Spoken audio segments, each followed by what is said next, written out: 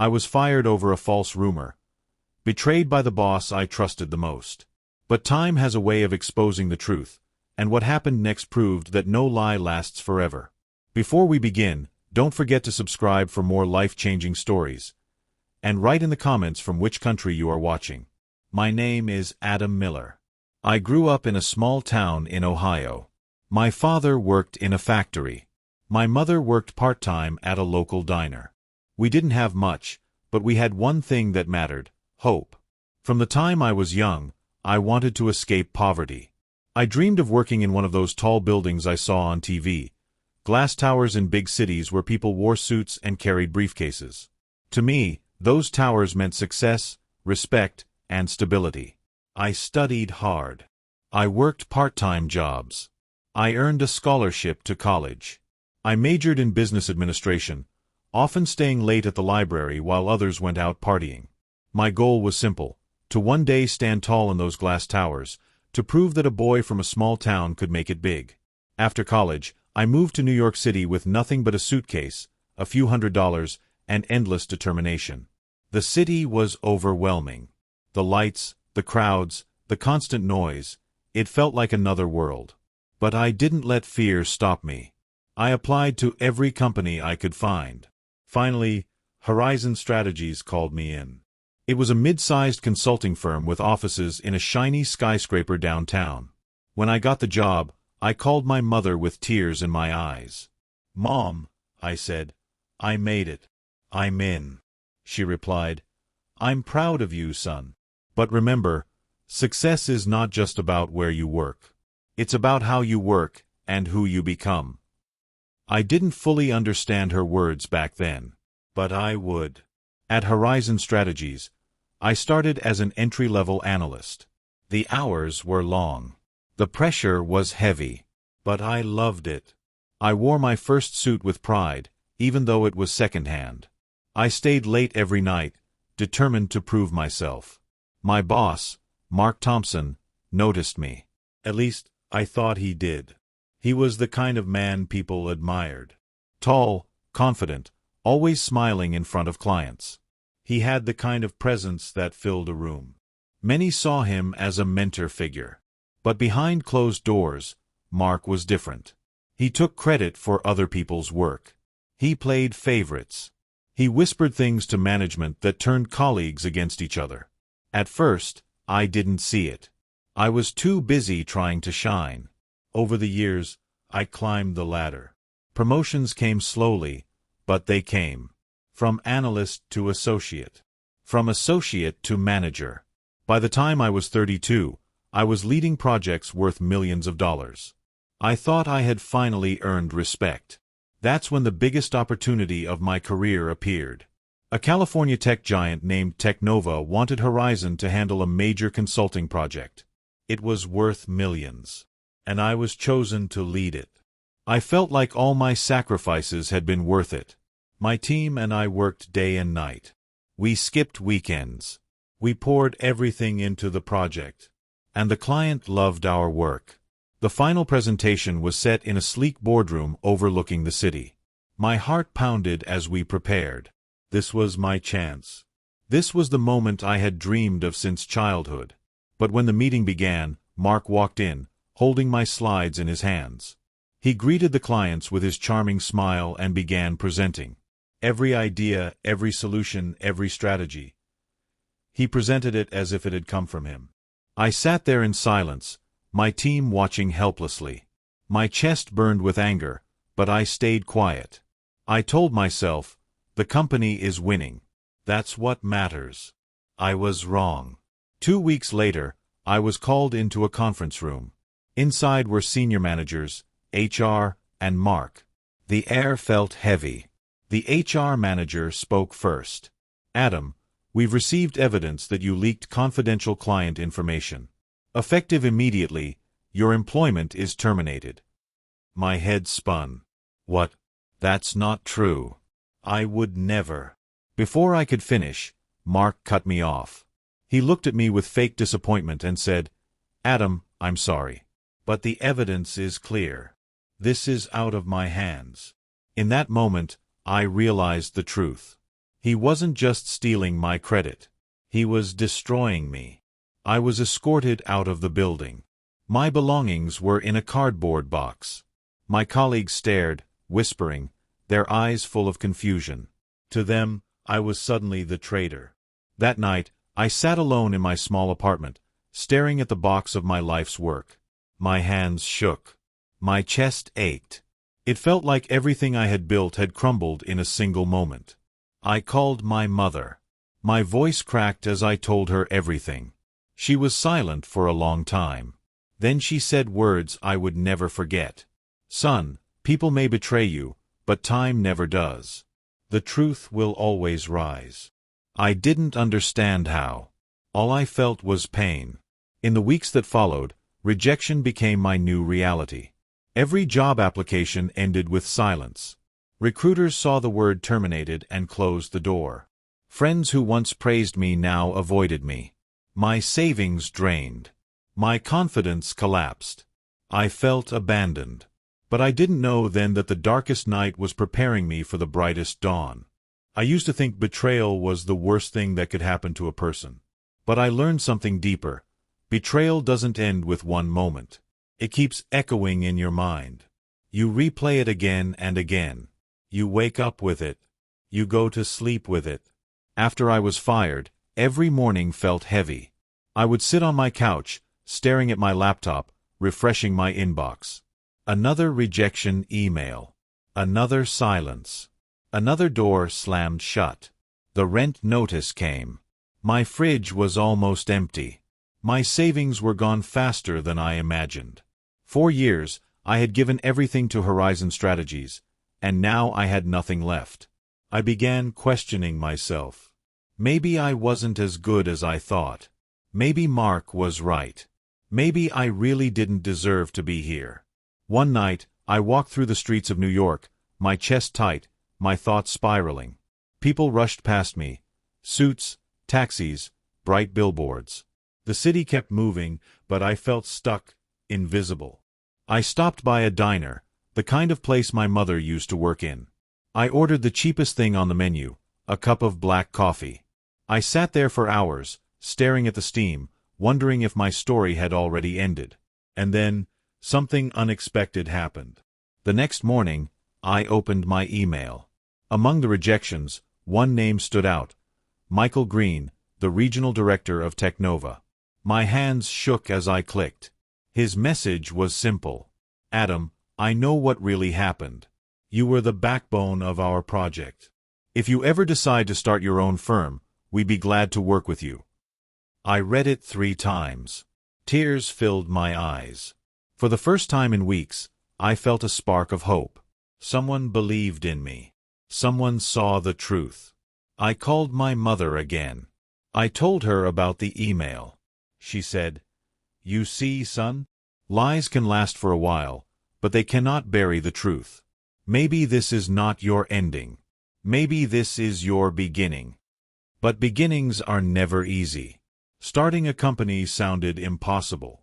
I had no money, no office, no team. All I had was an old laptop and the skills I had built over years of work. Still, I decided to try.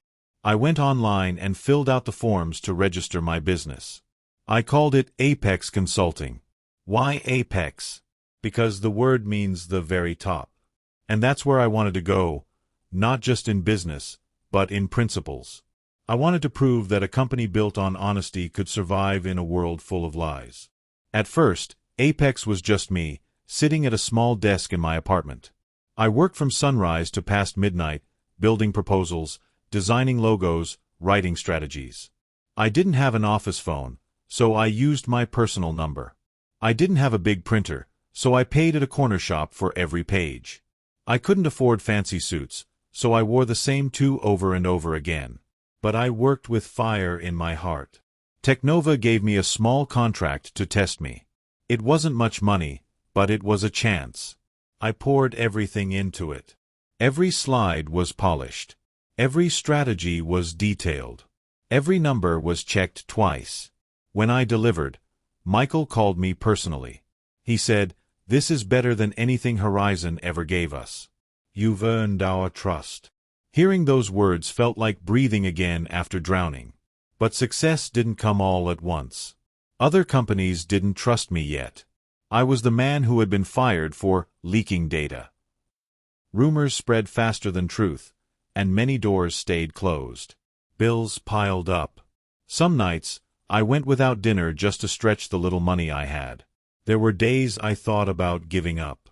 One evening, my old friend Daniel, a software engineer, came to visit. He listened to my struggles and said, "Adam, I believe in you. Let me join Apex. You don't have to pay me much at first. We'll build this together." For the first time, I wasn't alone. Together, we worked day and night. We pitched to small businesses, sometimes getting laughed out of offices. We faced rejection after rejection. But once in a while, someone said yes. A small restaurant needing a strategy to grow. A local startup needing market research. These weren't glamorous clients, but they gave us practice. They gave us survival.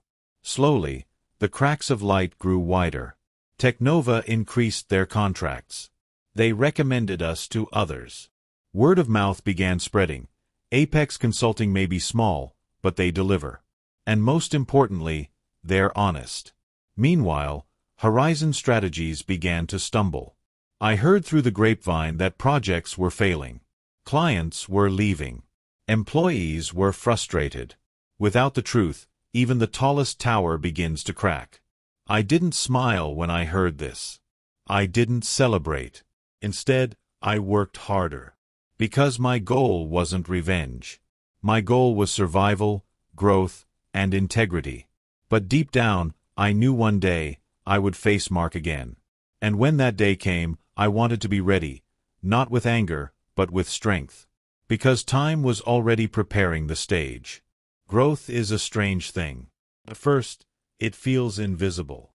You work and you struggle, and nothing seems to change. But if you stay consistent, one day you look back and realize, you've climbed a mountain without even noticing each step. That's what happened with Apex Consulting. What started as me alone with a laptop became 2 people, then 5, then 20. We moved from my apartment to a small co-working space. From there, we rented a real office, glass windows overlooking the city. I still remember the first time I turned the key and walked inside. It was empty, just white walls and bare floors. But in my mind, I saw the future. Teams working, clients visiting, ideas flowing. And slowly, that vision became real. We didn't have billions. We didn't have skyscrapers. But what we had was something more powerful: trust. Clients who worked with us once came back again. They referred us to others. They said, Apex doesn't cut corners. They don't play politics. They deliver, and they care. That reputation spread like wildfire. 1 year became 2. 2 became 5. Our contracts grew larger. We started working with international companies. I traveled across the United States, shaking hands with CEOs who once wouldn't even return my emails. I stood on stages, giving talks about ethics in business, and people actually listened. Sometimes, late at night, I would sit by my office window, looking at the skyline. And I would remember those dark days after being fired. The empty fridge. The nights of doubt. The betrayal. And I would whisper to myself, patience. This is what patience builds. But while Apex was rising, Horizon Strategies was crumbling. Their clients were frustrated. Deadlines were missed. Reports were sloppy. The culture inside the company had rotted. Employees whispered about corruption. Some even left to join us. And Mark? He was still trying to climb higher, stepping on others, blaming everyone but himself. But greed never sustains growth. Lies never build legacies. The rumors started coming in. Horizon had lost their biggest client. Their revenue was falling. They were cutting staff. The once glittering skyscraper of Horizon was starting to show cracks from the inside. One day, Daniel walked into my office holding a newspaper. The headline read, Horizon Strategies faces potential bankruptcy. He placed it on my desk and looked at me. Adam, time is working. I nodded slowly. I didn't celebrate. I didn't laugh. I just felt quiet. Because this wasn't about revenge anymore. This was about truth. And truth was finally catching up. The call came sooner than I expected. It was an invitation. Horizon's board of directors wanted me to attend a meeting. They had heard of Apex's rise. They had seen Horizon's collapse. And now, in desperation, they wanted to talk. I sat there holding the letter, my mind flashing back to the day I walked out of their building in shame. The false accusations. The whispers. The betrayal. And now, they were calling me back. When the day of the meeting arrived, I walked into the same skyscraper I had once left in silence. The lobby looked the same, but everything felt different. I wasn't the same man anymore. I rode the elevator up, floor after floor, my heart steady. When the doors opened, I stepped into the boardroom. And there he was. Mark. His face looked older, worn. The arrogance in his eyes was dimmer, replaced by a flicker of unease. He looked at me, and for the first time, I saw something I had never seen in him before. Fear. The room was filled with directors, executives, and lawyers. They greeted me politely, almost cautiously. They knew the power dynamic had shifted. One of the directors cleared his throat. Adam, thank you for coming. As you know, Horizon is facing challenges. We believe Apex Consulting could help us rebuild. I listened silently. Then Mark spoke. His voice tried to sound confident, but it cracked. Adam, the past is the past. Let's focus on the future. Together, we can. I raised my hand, cutting him off. The past, I said, is not just the past. It's a lesson. And some lessons come with consequences. The room went silent. I looked directly at Mark. You accused me of betrayal. You destroyed my career, my reputation, my peace. You pushed me out so you could stand taller. But the truth is simple. Lies may win for a while, but they cannot outlast time. His face paled. He opened his mouth, but no words came out. I turned to the board. Gentlemen, Apex doesn't do partnerships built on lies. We don't save companies that collapse because of greed.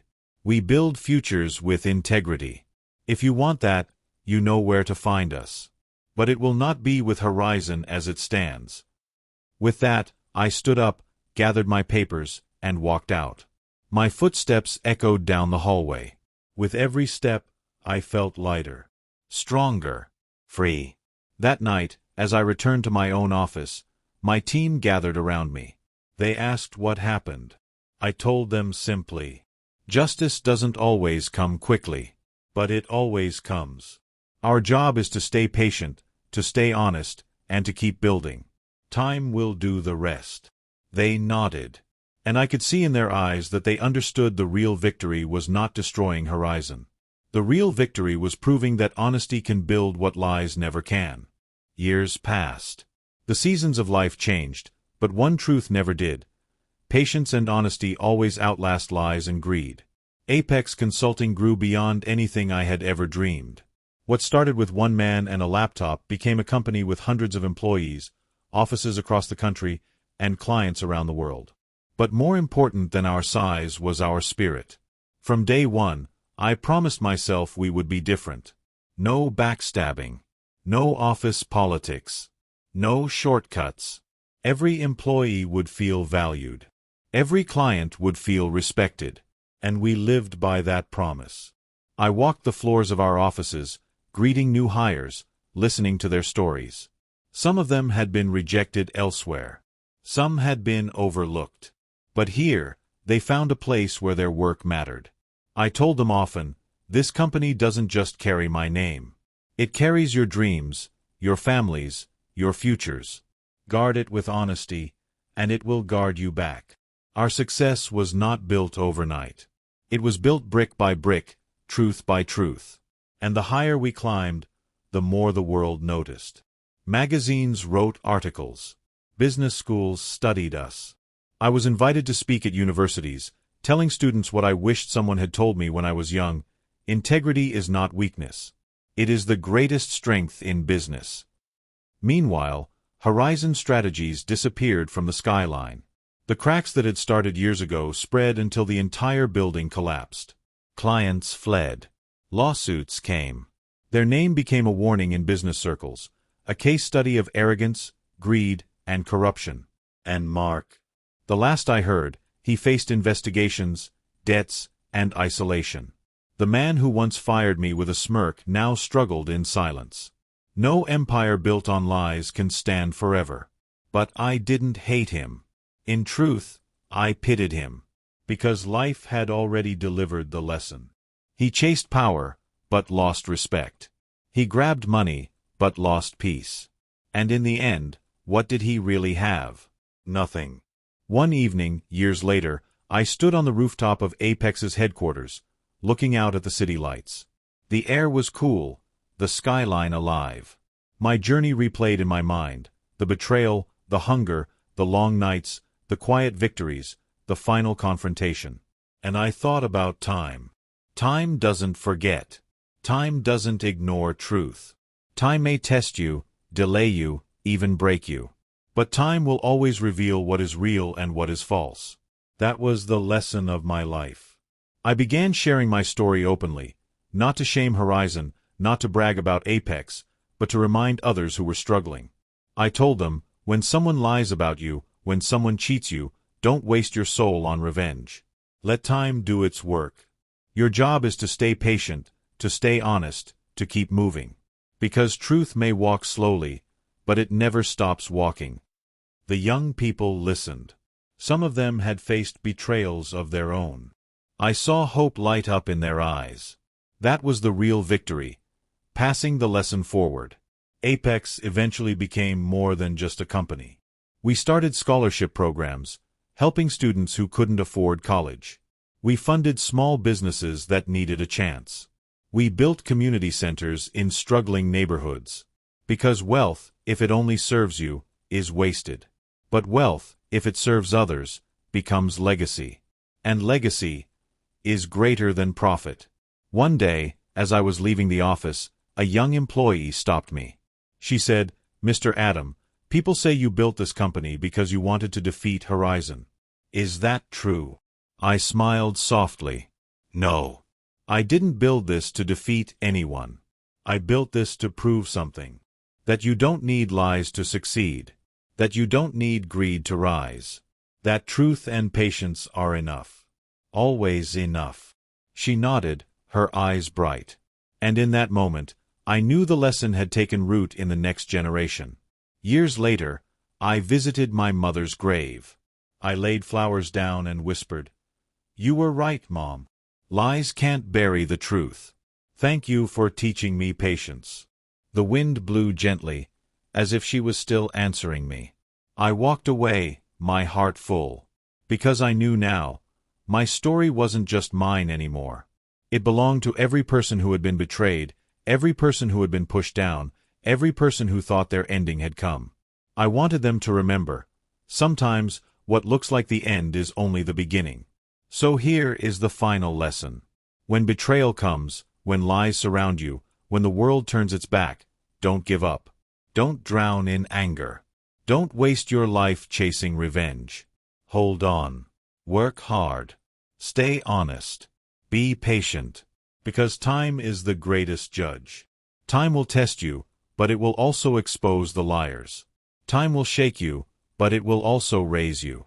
And one day you will stand tall, not because you crushed your enemies, but because you never let them crush your integrity. That is the real victory. That is the legacy of truth.